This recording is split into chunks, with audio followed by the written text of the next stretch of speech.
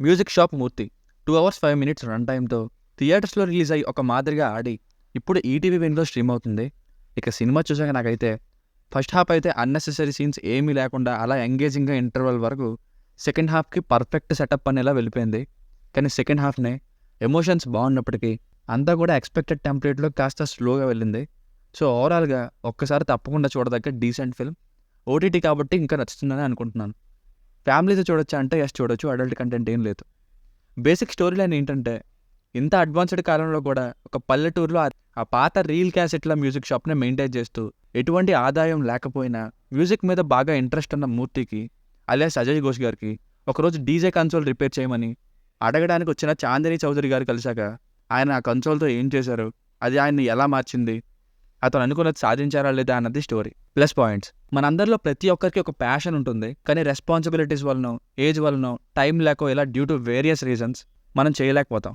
అలాంటి వారికి నిజంగా ఎప్పటికైనా మించిపోయిందేం లేదు, స్టార్ట్ చేద్దాం అని అనుకునే వాళ్ళకి, లేదా సినిమా చూశాక అనుకునే వాళ్ళకి ఈ సినిమా ది పర్ఫెక్ట్ చాయిస్ అండి. మెయిన్గా సంపాదన అంటే కష్టపడి చేసేది కాదు, ఇష్టపడి చేయాల్సిందే అని ఇలాంటి ఎన్నెన్నో డైలాగ్స్ అయితే కనెక్ట్ అయ్యే విధంగా ఉన్నాయి. అండ్ మ్యూజిక్ షాప్ మూర్తి రోల్లో అజయ్ ఘోష్ గారు సెటిల్డ్ పర్ఫార్మెన్స్ ఇచ్చారు.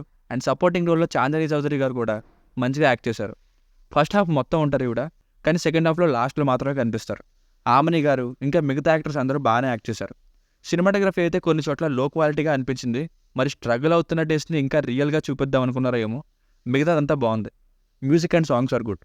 మైనస్ పాయింట్స్, ఒక మంచి ఫస్ట్ హాఫ్ని సెట్ చేసుకున్న తర్వాత మళ్ళీ సెకండ్ హాఫ్ అంతా ఎక్స్పెక్టెడ్గానే ఉంటుంది. అంటే ఒక చిన్న కనెక్షన్ని చూపిస్తే ఆ నెక్స్ట్ 20 మినిట్స్ మనం ఏం జరగబోతుందో చెప్పేయచ్చు అనేలా అన్నమాట. ఇలానే సెకండ్ హాఫ్ మొత్తం ఒకరు వచ్చారు, సక్సెస్ అయ్యారు, పేరు వచ్చింది అన్నట్టే తెలిసినట్టుగానే ఉంటుంది. క్లైమాక్స్ ఎమోషనల్గానే ఉంది, కానీ అయిపోయిన సినిమాని మళ్ళీ ఇంకో 10 మినిట్స్ ఓవర్ స్టెట్ చేసినట్టు అనిపించింది. ఇంకా వేరే యాక్టర్స్తో ఇలా ఎలా అయిపోతాయి అండ్ మెలో డ్రామాని చూపిస్తారు ఫోర్స్డ్గా అనిపించేలా. సో ఫైనల్గా మూవీకి వర్డిక్ట్ ఏంటంటే ఒక మంచి రిఫ్రెషింగ్ స్టోరీతో ఫస్ట్ హాఫ్ కంప్లీట్గా బాగున్నప్పటికీ సెకండ్ హాఫ్ కాస్త ఎక్స్పెక్టెడ్గా స్లోగా ఉంటుంది.